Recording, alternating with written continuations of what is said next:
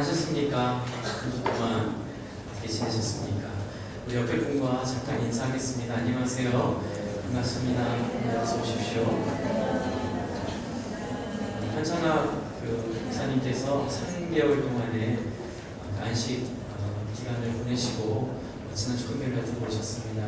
네, 교수님 들어오셨는데 박수로 환영하겠습니다.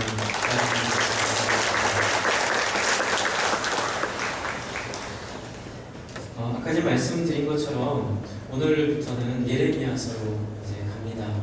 그런데 여러분께 예레미야서를 설명드릴 수 있는 게 뭐가 좋을까 여러 가지 생각을 해봤는데요. 그림을 한 장 좀 같이 보면 예레미야에 대한 이해가 더 쉬워지지 않을까 생각을 해서 제가 이 그림을 같이 한번 보도록 하겠습니다. 한번 보여주시겠습니까?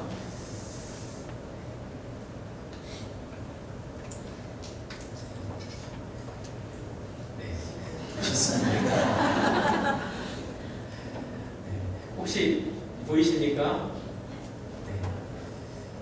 이 사이에라도 보여줄 수 있으시면 좀 보여주시면 감사하겠습니다. 여러분 혹시 어디서 본 듯한 그림 아니세요? 네, 이게 렘브란트가 그린 예레미야라는 그림입니다. 암스테르담 미술관에 소장되어 있는 그림인데요. 여러분 홈페이지 혹시 저희 교회 홈페이지 가시면 제 목장 교환에 이 렘브란트 그림을 붙여놨습니다. 이제 그림을 보면 이렇게 설명을 하고 있습니다. 그림 설명이요. 이 그림에 보면 오른손과 오른발을 일부러 감추게 그려놨어요. 렘브란트가요. 이게 뭘 의미하는 걸까요?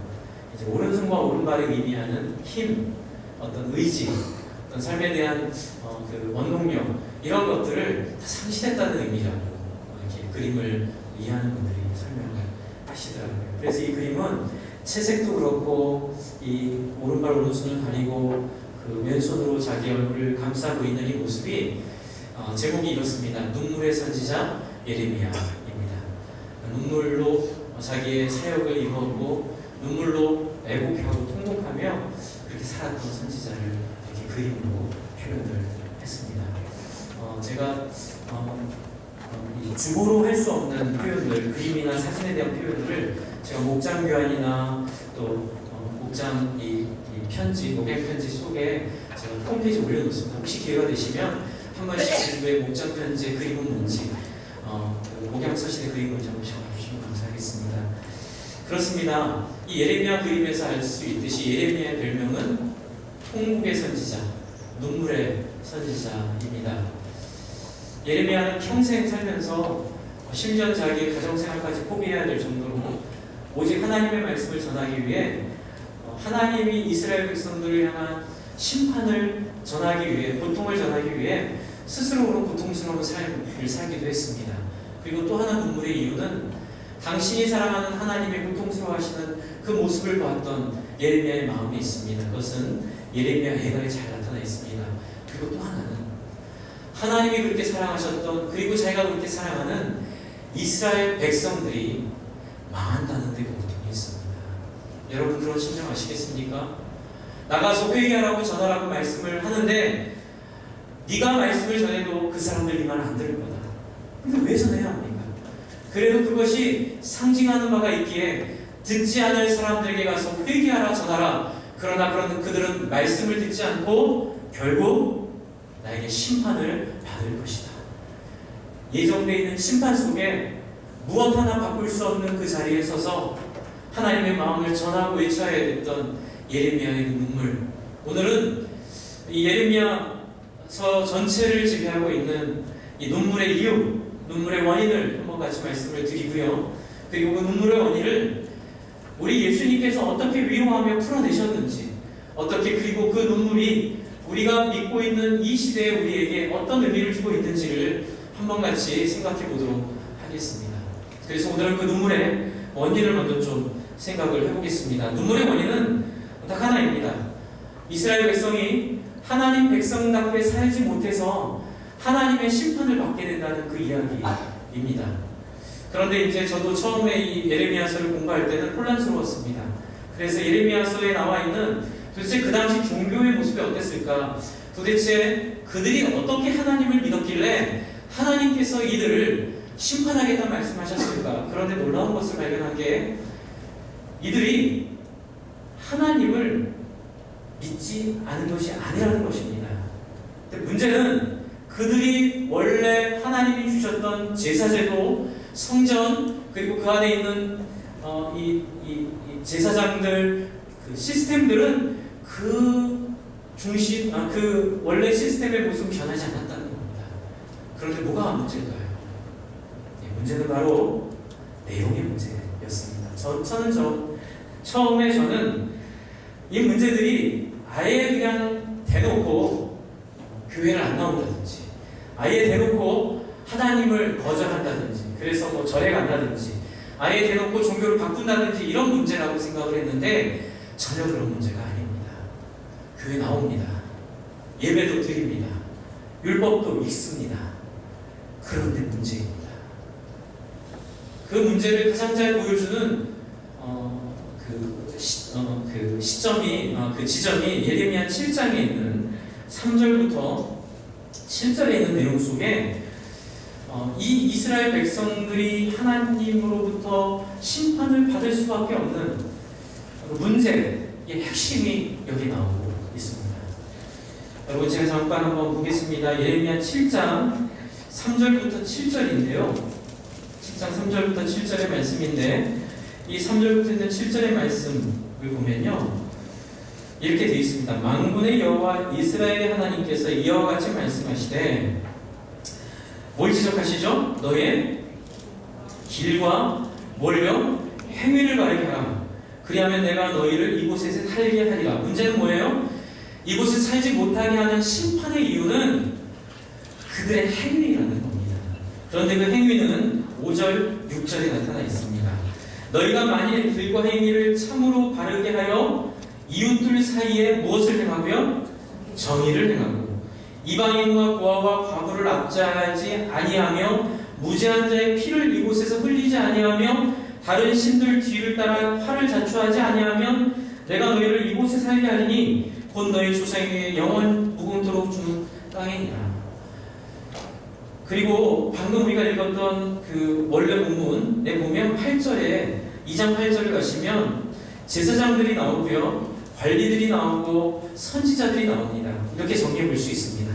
여러분, 이스라엘 문제는 대놓고 배교한 배후의 문제가 아니었습니다. 이스라엘의 문제는 내용의 문제였습니다. 이스라엘이 하나님 앞에 심판받을 수밖에 없는 그 이유는 딱 하나입니다. 하나님의 백성이 하나님의 백성답게 살지 않았기 때문에, 그들의 삶에 나타나는 현상이 정의가 사라지고 고아와 과부를 압제하고 다른 사람들을 섬기는 삶이 나타나지 않기 때문에 하나님께서는 이스라엘을 심판하시겠다고 말씀하고 있는 것입니다. 저 안에 사랑하는 성도 여러분, 제가 긴 시간은 아닙니다. 연세부스 드신 어른들께는 죄송한 표현이지만 그래도 한 20년 정도 사역을 해보니까 제가 사역자로 있기 전과 사역자로 있은 다음에 좀 시선이 달라지더라고요. 제가 지난 20년 동안 한 16년 또는 20년 동안 고민이 하나 있습니다. 이게 뭐냐면요, 예수 믿는데 말만 하는 겁니다. 참 제가 고통스러웠습니다. 예수만 믿으면 천국 간다고 얘기하고 예수 믿으면 하나님의 자녀가 된다고 말하는 건 참 감사한데요. 그런데 어디다 대놓고 우리가 예수 믿는 우리를 보라고 말할 수 없는 그 비참함이 사실 마음속에 있었습니다. 그것은 다른 분들을 향한 비참함이 아니라 제 자신을 향한 비참함이었습니다. 늘 말만 하는 전도사, 늘 말만 하는 강도사, 늘 말만 하는 목사로서 사는 삶이 그렇게 즐겁지는 않았습니다. 그래서 했던 고민이 뭐냐면, 정말 하나님이 원하시는 게 뭘까? 하나님이 이스라엘에게 율법을 통하여 하나님의 백성됨을 통하여, 여러분, 그리고 예수 그리스도는 그냥 하늘에서 뚝 떨어져 우리를 하나님의 백성 만들려고 오신 그런 존재가 아닙니다. 긴 하나님의 계획 속에, 하나님의 역사 속에 맥락이 있고 내용이 있는 게 예수 그리스도의 이 땅에 오심입니다. 그 맥락과 내용은 바로 하나입니다. 한번 따라해 주십시오. 하나님의 백성 됨. 네. 우리가 하나님의 백성 되게 하기 위해 우리의 죄를 용서하신 것이고 우리의 자아를 가지고는 하나님 백성 될 수 없기에 우리의 자아를 죽이기 위해 하나님이 십자가에서 우리를 같이 죽이신 그리고 같이 부활하신 것이 우리가 믿는 기독교의 핵심이고 중심입니다. 그런데 그렇게 예수를 믿는 우리 속에도 동일하게 이 예레미야서에 있는 이 문제가 동일하게 있습니다. 무엇입니까? 예배는 드립니다. 말씀은 듣습니다. 누구 못지않게 화려한 경력은 가지고 있습니다. 그런데 말만 그렇습니다. 실제로의 삶은 정의롭지 못합니다. 실제로의 삶은 거룩하지 못합니다. 실제로의 삶은 고아와 과부와 하나님이 애통해하시고 아파하는 자들을 향한 긍휼을 갖고 있지 않습니다. 그리고 기껏 한다는 말이 제가 제일 싫어하는 말 중에 하나입니다. 육신이 연약하여 어쩔 수 없다는 말. 여러분 그 말은 저는 우리를 위해 십자가에 달리신 예수님을 너무 비참하게 하는 말입니다. 우리를 위해 십자가에 당신의 피를 흘리신 예수님을 너무 속상하게 하는 말입니다. 기껏 예수님 죽으신 죽음이 말만 하는 그리스도인, 온갖 죄를 다 져놓고 온갖 어두움 속에서 다 살면서도 입으로는 나는 예수님을 믿고 하나님을 믿기에 하나님이 나를 구원하신다고 말하는 그 정도일까라는 고민을 할 수밖에 없었습니다. 그런데 오늘 예레미야서를 통해 제가 느낀 것은 하나님 또한 같이 아파하셨다는 생각이 들었습니다.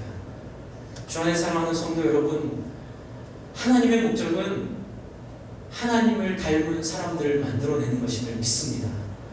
그것이 창세기에 있는 선악과부터 시작된 아브라함으로 이어진 이삭과 야곱과 요셉의 이야기로 넘어가서 모세를 통해 하나님의 거룩한 백성을 세우시고 그들과 언약하신 하나님의 수원임을 믿습니다. 그래서 그들에게 율법을 주셨고 그래서 그들에게 하나님 백성으로 어떻게 살아야 되는지에 대한 지침을 주셨습니다. 그런데 문제는 그 내용을 다 빼먹고 이스라엘은 하나만 남겼습니다. 우리 아버지가 왕이야. 이거 하나만 남긴 겁니다. 우리 아버지가 나를 사랑하신데 이거 하나만 남긴 겁니다. 그러니 이들의 인생은 철저히 하나님의 백성 됐다는 영광을 입은 채 그리고 자기가 원하는 꿈을 따라 자기의 소원을 따라 자기의 이해관계를 따라 그렇게 하나님을 둔갑시키고 하나님을 바꾸어내서 실제로는 여호와 하나님을 예배한다고 성전에서 예배를 하지만 그들의 하나님은 그들의 예배의 소원은 예배의 대상은 누구일까요? 바로 돈이었고 쾌락이었고 성공이었고 성취였고 나였습니다. 이것을 성경에서는 바알이라고 말합니다. 제가 예레미야서를 이렇게 쭉 계속 보면서 너희가 우상을 섬겼다. 너희가 하나님을 거역하고 다른 신들을 섬겼다. 그렇게 얘기를 해서 진짜 제사도 안 드리고 예배도 안 드리고 소위 말하는 이스라엘 백성의 정체성을 자기들이 버리고 딴 길로 간 거라고 생각을 했는데요. 내용들을 쭉 읽어보니까 그게 아닙니다. 그래서 학자들이 연구한 그 당시 종교적, 사회적 상황들을 살펴봤더니 그렇습니다. 여러분, 성전에서 예배를 하는데 그 하나님을 선앙당의 하나님으로 갖다 놓은 겁니다. 그 하나님이 원래 말씀하시는 이스라엘의 하나님이 아니라 내가 꿈꾸고 내가 이루기 원하는 내가 요구하는 내가 원하는 필요를 채워주는 그 부처님을 갖다 앉혀놓고 하나님이라 말하는 그 모습, 그것이 예레미야를 울게 했던, 예레미야를 통곡하게 했던, 그리고 이스라엘들을 심판 가운데 머물게 했던, 하나님으로 도무지 용납할 수 없게 만들게 했던 그들의 죄의 실체였다는 사실입니다. 여러분, 그런 얘기를 하시더라고요. 어떤 암은 착한 암이라서 싹 들여내기만 하면 완치할 수 있는 암인데요. 저는 잘 모르지만 무슨 세포암이나 또 이렇게 그 조직 가운데 막 한 군데 있지 않고 여러 가운데 쫙 뿌려지듯이 있는 암들은 참 고약한 암이라는 얘기를 하는 우리 의사 선생님들 얘기를 들은 적이 있습니다. 여러분, 차라리 하나님의 백성이 아니라면, 차라리 예수님을 믿지 않는다면 착한 암일 수 있습니다. 끝까지 하나님과 예수님을 모른다면 그렇게 사는 삶 속에서 분명한 선을 긋고 하나님께 넘어올 수 있고 예수님께 넘어와서 자기의 그런 어두움들을 싹 도려내고 끝낼 수 있습니다.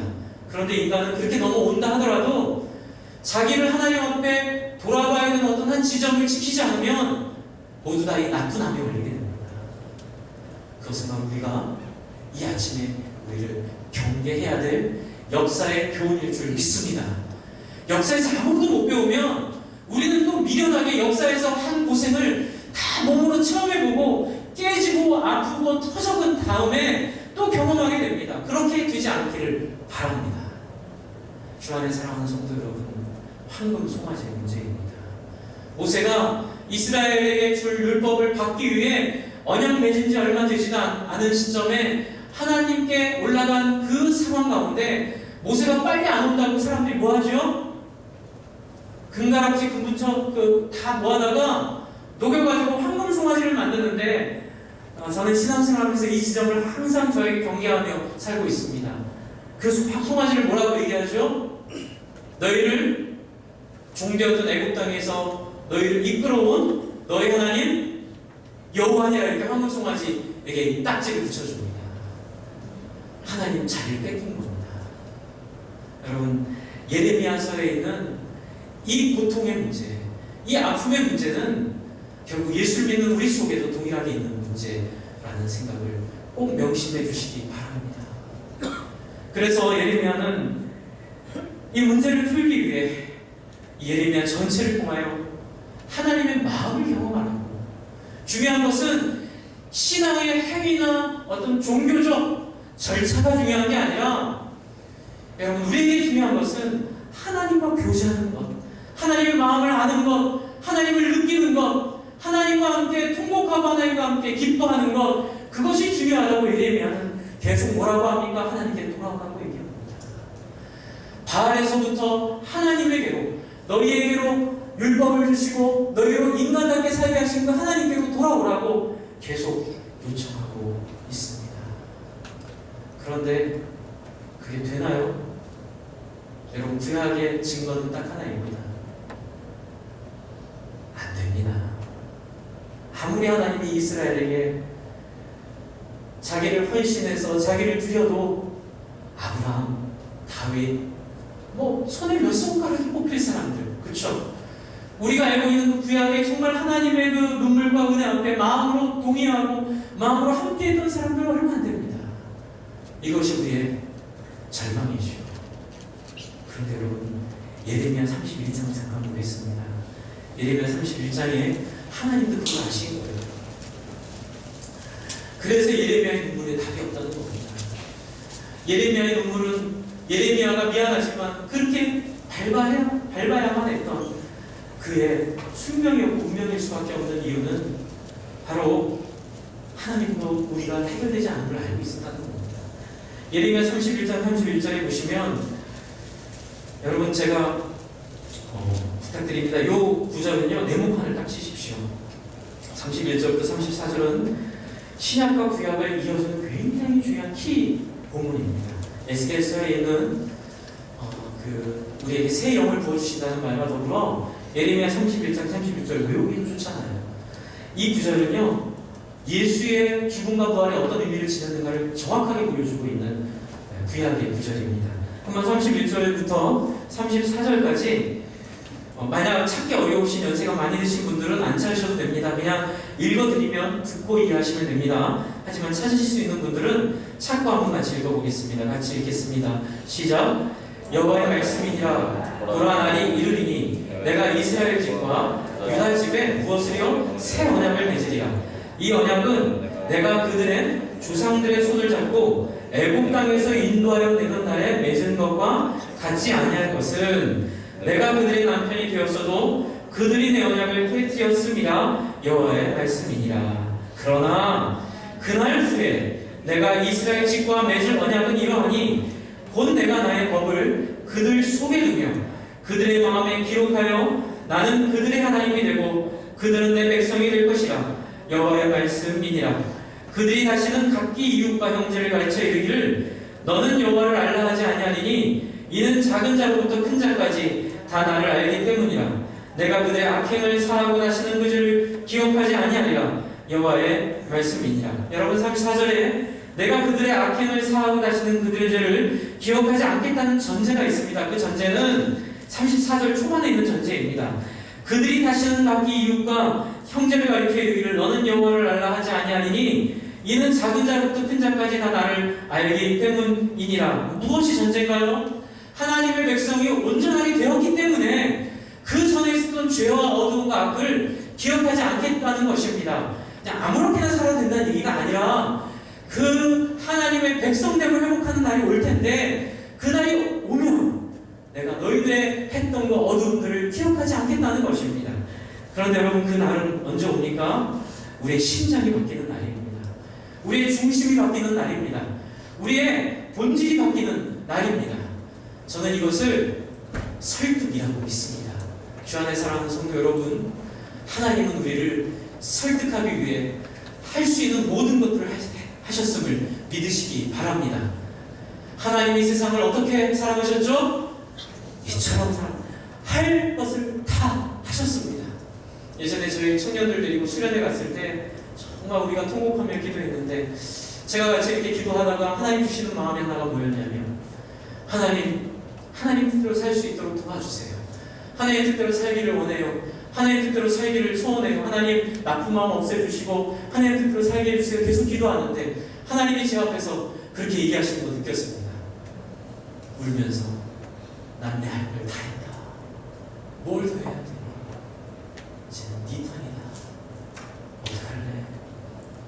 내 앞에 나와 나의 최선을 너의 최선을 나에게 주지 않으려고 많이 울었습니다. 하나님이 불쌍했고 제가 하나님의 마음을 몰라드린 것 때문에 너무나 고통스러웠습니다. 주 안에 사랑하는 성도 여러분, 이미 하나님은 하나님의 하실 모든 것들을 최선을 다해 하셨음을 믿으시기 바랍니다. 그런데 목사님 불안해요. 우리 뭘 하라는 거죠? 그 얘기 드리려고 누가복음 18장을 말씀을 드리는 겁니다. 저는 예수님께서 이 예레미야 31장 31절부터 있는 이 새 언약, 새 마음, 새 심장, 새 정신, 그러니까 예수님을 통해서 하나님 우리에게 주신 기적이 무엇이냐면요, 예수님이 죽고 부활하심을 통하여 성령을 중심으로 우리에게 주시는 변화된 마음이 있음을 저는 믿습니다. 근데 그 변화된 마음은 우리가 할 수 없는 마음이죠.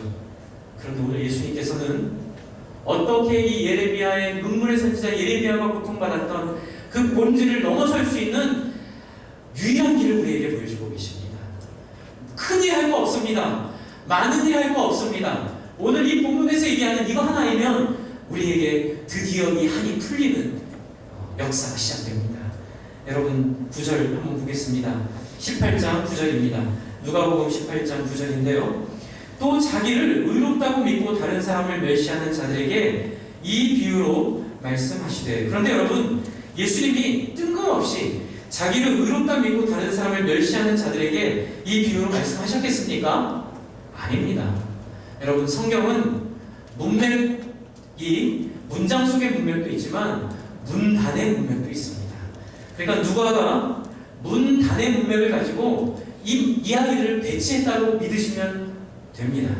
여러분, 예수님은 계속해서 이 멸망에 대해서, 그리고 부정직한 청지기에 대해서, 율법의 예언과 종말과 완성에 대해서 계속 무슨 얘기하고 있냐면요, 예레미야서에서 말하고 있는 하나님의 마음을 이해하지 못하는 이 유대인들, 하나님의 마음을 놓치고 있는 이 종교인들, 하나님의 마음을 이해하지 못하고 있는 이 불쌍한 사람들을 향하여 예수님이 도전하고 있는 겁니다. 그래서 예수님이 계속 사람들을 시비를 거시잖아요. 안식일에 굳이 기적을 일으키시고, 그렇죠? 하지 말라는 그 일을 굳이 하시는 이유는 바로 이들에게 그게 필요 없다가 아니라, 안식일법이 필요 없다가 아니라, 안식일이 추구하는 바는, 하나님이 추구하는 바는 너희가 율법을 잘 지키고 너희가 종교 생활을 잘 하기 위해서가 아니라, 율법은 다른 사람을 사랑하기 위해서, 율법은 다른 사람을 섬기기 위해서 고아와 과부를 불쌍히 여기고 정의를 세우고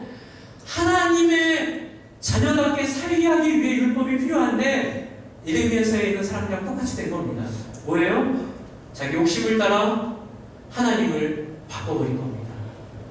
주 안에 사랑하는 성도 여러분, 그래서 예수님께서 그 맥락 가운데 그들을 의식하시고 자기를 의롭다 믿는 사람들, 괜찮다 믿는 사람들, 나는 좋다 믿는 사람들, 아까 말씀드린 나쁜 암은 관심이 없습니다. 왜요? 언제라도 예수의 복음이 전해지면 로마에 있는 이방인들이나 하나님의 백성이 아닌 사람들을 회개하고 돌아옵니다. 그런데 문제는 예수 오래 믿는 사람의 문제입니다.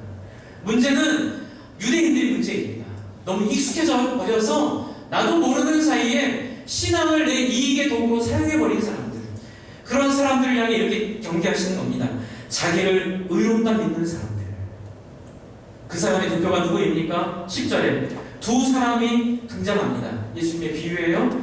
한 사람은 바리새인이고 한 사람은 세리입니다. 여러분, 바리새인이라는 이야기는 이 시대에 소위 말해서 굉장히 영향력 있는 신학자, 영향력 있는 목사님, 소위 말해서 권위 있고 힘 있는 종교 지도자를 의미합니다. 아무도 이 사람한테 항의할 수가 없는 거죠. 이 사람이 하면 답입니다. 그러니까 자기가 하면 답이기 때문에 바리새인은 의기양양합니다. 그런데 이 바리새인이 11절에 서서 따로 기도하여 이르되 뭐라고 기도합니까? 하나님, 나는 다른 사람들 곧 토색 둘이 가늠하는 자들과 같지 아니하고 이 세리와도 같지 아니함을 감사하나이다. 갑자기 불쌍한 세리가 되어버리죠. 그리고 12절에 뭐라고 합니까? 나는 일해에 2번씩 금식하고 또 소득의 11조를 드립니다 라고 기도하고 있습니다. 여러분, 야고가 죽습니다. 할 말이 없습니다. 완벽한 사람이에요. 보시잖아요. 그렇죠? 토색 둘이 가늠하지 않고요, 이 세리와 같지 않고요, 일해에 2번씩 금식하고요, 소득의 11조를 드리는 이 완벽한 모습, 흠잡을 게 있습니까?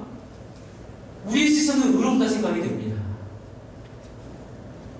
그리고 두 번째입니다. 세리입니다. 세리는 멀리 서서 감히 눈을 들어 하늘을 쳐다보지 못하고 다만 가슴을 치며 이르되, 한번 읽겠습니다. 같이 읽습니다. 시작. 하나님이여 불쌍히 여기소서, 나는 죄인이로소이다 하였느니라. 여러분, 세리는 죄인이에요. 그런데 세리가 하는 건 딱 하나입니다. 네 자신을 알라. 세리의 마음은 가난해져 있습니다. 세리의 마음은 하나님 아니면 나는 살아갈 길이 없다고 하나님 앞에 화가 마음이 죽어져 버려 있습니다. 그런데 여러분, 놀라운 충격적인 하나님 예수님께서 말씀하십니다. 아마 이 시대에 조선일보, 한겨레신문, 동아일보, 경향신문이 있었다면 아마 이 종교와 정치가 하나 된 시대이기 때문에 일면 톱으로 실렸을 겁니다. 이단 예수, 이단적인 발언으로 사람들을 혼란스럽게 해. 왜요? 결국 누가 의롭다함을 받았다고 얘기하시죠? 14절, 내가 너에게 이르노니 저 바리새인이 아니고 이 사람이 의롭다 하심을 받고 그의 집으로 내려갔느니라. 왜요? 이유는 뭡니까? 뒤에 있습니다. 같이 읽습니다. 시작. 무릇 자기를 높이는 자는 낮아지고 자기를 낮추는 자는 높아지리라 하시니라. 그런데 여러분, 그냥 단순히 자기를 낮아지면 높아지고 높이면 낮아진다는 게 중요한 게 아니고요, 여기에는 예수님의 사역 가운데 예수님이 품었던 함의 그 마음이 있습니다. 뭘까요?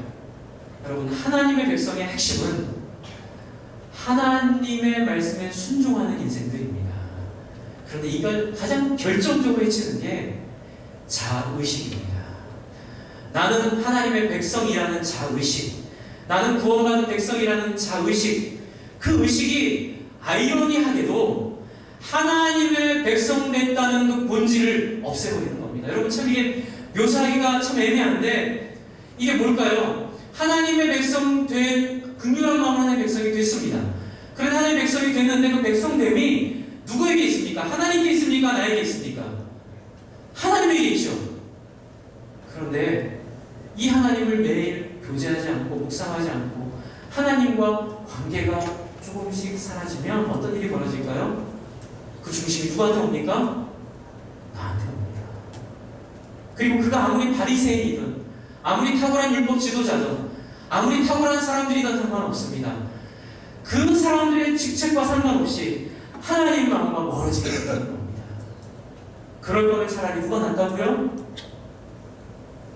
욕먹는 새가 낫다는 겁니다. 왜요? 너무 욕을 많이 먹어서 마음이 가난해져 있습니다. 그래서 적어도 누구와의 연결 통로는 열려 있습니까? 하나님과의 연결 통로가 열려 있습니다. 중요한 것은 하나님과 하나 되는 마음인 줄 믿습니다. 정말 믿음의 신앙의 핵심은 율법부터 시작해서 모든 예수의 죽고 부활하신 율법의 완성, 이 모든 완성의 역사의 중심은 우리 마음이 바뀌는 데 있음을 믿으시기 바랍니다. 그 마음의 바뀜의 시작은 우리가 하나님 임하는데 방해가 되지 않는 그 유일한 하나의 그 키만 우리가 제대로 풀어주면 그 다음에 누가 오십니까? 성령이 오셔서 우리 안에 새 언약, 새 마음, 새 영, 새 눈물을 주실 줄 믿으시기 바랍니다. 그래서 어떻게 해야 될까요?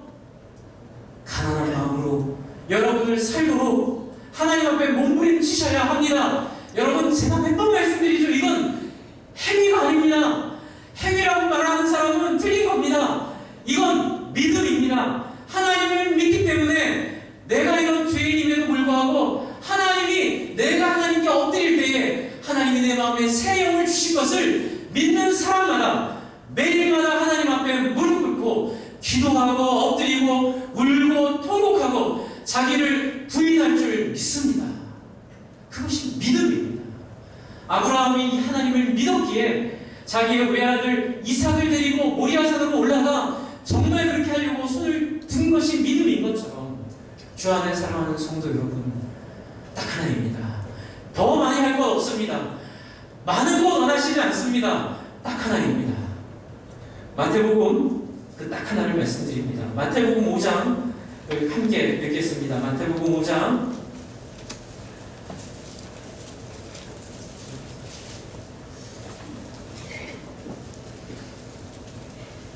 3절과 4절 같이 읽겠습니다. 마태복음 5장 3절과 4절입니다. 신약성경 5페이지입니다.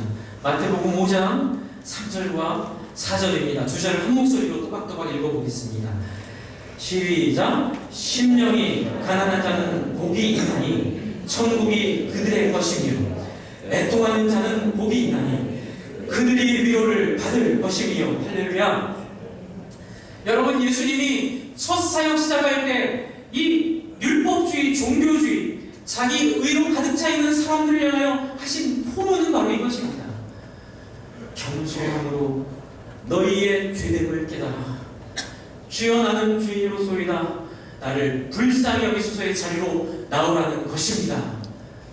내가 아무리 예수를 오래 믿었어도, 내가 아무리 신앙적으로 탁월하더라도 그 탁월함에 기대면 예레미야의 눈물로 다시 돌아가게 되는 겁니다. 다시 예레미야의 눈물과 하나님의 눈물과 하나님의 고통 가운데로 다시 돌아가게 되는 것입니다. 왜냐고요? 저와 여러분이 예수를 믿는 이유는, 예수를 믿어 하나님의 백성이 된 본질은 바로 아브라함을 불러 약속하셨던 언약 백성으로 들어가는 것이기 때문임을 믿으시기 바랍니다.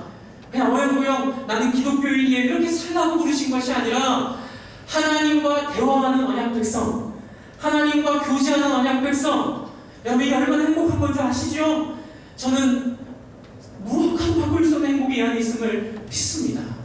아침에 일어나서 하나님, 굿모닝 하나님 감사합니다. 하나님 어제 그렇게 사람들한테 혼났는데 하나님 제가 이렇게 잘못한 거죠. 그래 승준아, 네가 잘못한 건데 나 너 사랑해. 괜찮아. 다시 한번 시작해볼래. 네 하나님 감사합니다. 누가 나를 욕해도, 누가 나를 비난해도, 그리고 내가 하나님의 뜻을 따라 과연 살 수 있을까 의심이 들어도 이 하나님과의 소통의 문만 열어놓으면 우리에게는 예레미야의 눈물은 그치게 될 줄 믿습니다. 주 안에 사랑하는 성도 여러분, 이번 주에 부흥이 시작합니다. 아까 전에 우리 동영상에서 1907년 부흥을 말씀드렸는데 여러분 그 부흥의 시작은 회개에서 시작됩니다. 주 안에 사랑하는 성도 여러분, 회개로 이번 주에 부흥회를 맞이하시기를 바랍니다. 예레미야의 눈물을 기억하시고 예레미야의 통곡을 기억하시고, 여러분 하나님 마음에 회개할 마음이 안 들어요. 목사님 어떻게 하면 돼요? 저 같은 사람도 그렇게 기도하기가 힘든데요. 그럴 때 어떻게 하면 될까요? 목장 안에서 얘기하십시오. 사실 제가 솔직히 말할게요. 저는요 신앙생활 오래 했는데 그런 것에 대한 열심이 없고요. 하나님에 대한 관심이 없고 집중이 많이 사라졌어요. 부끄럽지만 우리 목장 식구도 저를 위해 기도해 주시겠어요?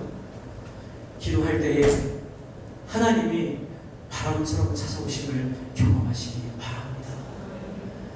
제가 군대 생활할 때 하나님을 떠나셨습니다. 고통의 시간이었습니다. 남들 하듯이 똑같이 행동하고 남들 하듯이 똑같이 했습니다. 하나님 계속 저한테 찾아오십니다. 마음을 열어라, 마음을 열어라. 한 번 다친 마음 열리지 않습니다. 그냥 명목상의 그리스도인. 제가 그래서 말씀드리죠. 매일 성경 이렇게 끼고 저희는 사교대 근무를 했는데 종당직도 올라가면 옆에 방위병이 따라옵니다. 그러면서 친해지면 놀려먹습니다. 무당 방위병이 아이고 성경을 버리든 삶을 바꾸든 둘 중에 하나 하세요. 저한테 그렇게 얘기를 했어요. 무당 방위병이. 참 수치스럽기도 하고 뭐라고 할 말은 없었지만 그런데 어떡합니까? 마음이 안 열리는데요. 그래서 제가 저와 교제하던 저희 고향교회 청년들한테 부탁을 했습니다. 날 위해 좀 기도해줘라. 내가 마음이 안 열린다. 마음이 돌처럼 딱딱하게 굳어져가지고 하나님이 소망되는 게 아니라 그냥 내가 원하는 거 기도하고 뭐 어려운 훈련 피하게 해달라 기도하고 그렇죠? 뭐 이런 것 잘 좀 다치지 않게 해달라 기도하고 뭐 이런 기도만 했지 정말 힘들어하는 우리 그 신입병들 힘들어하는 사람들 정말 섬김에 대한 마음이 안 나오는 거예요. 작아집니다.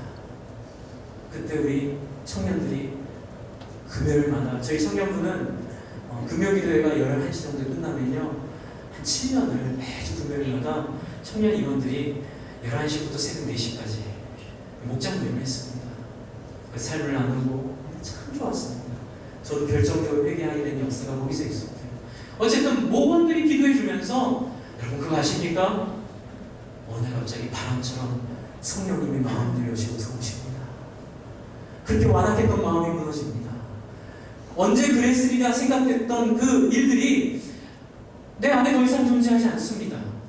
마음이 부드러워지고 눈물이 나고 콧물이 나고 통곡을 하며 하나님 주인입니다. 하나님 나는 하나님 앞에 얼굴도 들 수가 없습니다. 내 안에 어두운 부분들이 너무 많이 있습니다. 믿으시기 바랍니다. 우리 안에 이 성령의 만져주심이 딱 하나면 됩니다. 여러분의 마음의 빗장을 풀어내 주십시오. 제가 이번 주 성경 공부하면서 비유로 하나 든 게 뭐냐면요. 하나님은 오타쿠가 아닙니다. 제가 그 얘기 드렸거든요. 어떤 분들은 그러십니다. 목사님, 하나님 뭐 이렇게 불편하게 내 마음을 열어야 들어오세요. 그냥 확 열고 들어오시면 되죠. 그런데 저는 하나님은 오타쿠가 아니다라는 말로 좀 설명을 드렸습니다. 제가 한영교회에서 사역할 때 한영 외고 정문 앞에 그 유명한 떡볶이집이 있었습니다. 그 국물 떡볶이로 유명한 집인데요. 근데 이 떡볶이 주인 아주머니가 천사입니다. 왜 천사냐면요. 떡볶이를 너무 잘해가지고 장사가 잘 됩니다. 그런데 장사 잘 되는 거 한편에 떡볶이 그 매장보다 2배 큰 공간이 있는데 거기 막혀 있습니다. 고기만 되게 돼 있습니다. 남편의 공간입니다.